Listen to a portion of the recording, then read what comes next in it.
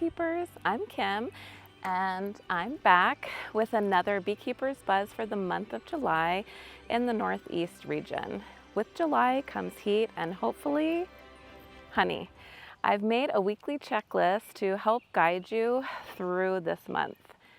Week 1 and 2 are peak nectar flow, so that would be early July.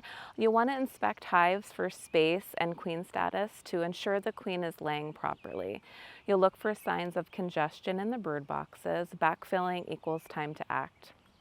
You'll want to add honey supers if necessary.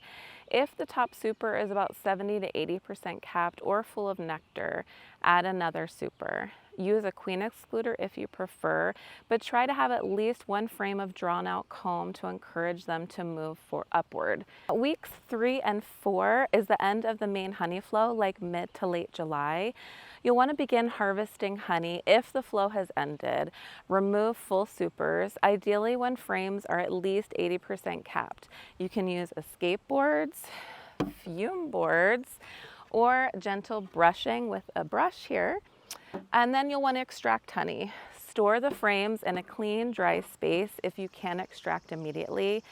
Avoid leaving extracted frames in the open to prevent robbing.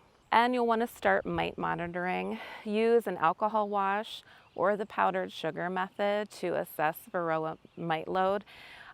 We have a video on how to use the Varroa EasyCheck with the alcohol method. And delay treatment until supers are removed. So there are a lot of mite treatments that are not honey super safe. And if you're ever in doubt, it's best to just wait until the flow is over and you have removed your honey supers. Once harvest is complete, you can plan an August treatment, or if you've already removed your supers early in July, you can treat at this time. You'll want to clean and extract supers to prevent wax moths and consider consolidating weak colonies. An example of this would be the newspaper method, where you place newspaper in between 2 brood boxes, allowing the bees to slowly mix. However, you'll want to make sure that the weaker colony does not have a queen present before doing this method. If drought conditions persist, inspect for dwindling nectar pollen stores. Keep entrances reduced on weaker hives to prevent robbing. Some weather considerations such as heat stress, you'll want to prop open lids slightly or provide shade if hives are overheating. And some storm prep, you can secure hives during thunderstorms with straps or weights such as rocks. We use them here. Please be sure to download the Mann Lake app as well. There are some really great resources there, including Bella, our AI beekeeping assistant, and a really cool plant identifier, which I've tried. So you'll simply click on Identify a Plant and it will pull up the camera on your phone.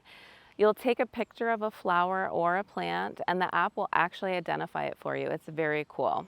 If you've used the app, please comment below. We'd love to hear what your favorite part about it is.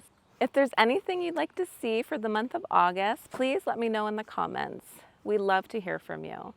I hope you enjoyed this video and please like and subscribe for more videos. I hope you're enjoying your summer so far. Thanks for watching. Bye.